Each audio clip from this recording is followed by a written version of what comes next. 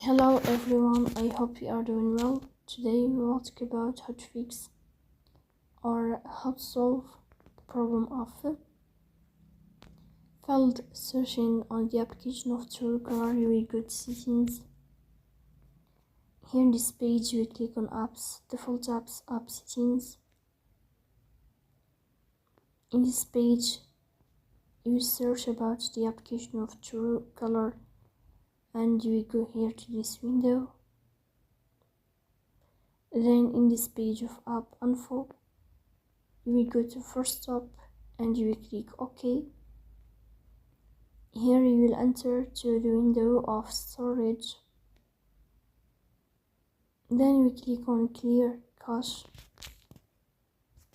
In the end you will turn off your phone and you will restart your phone again to fix that problem.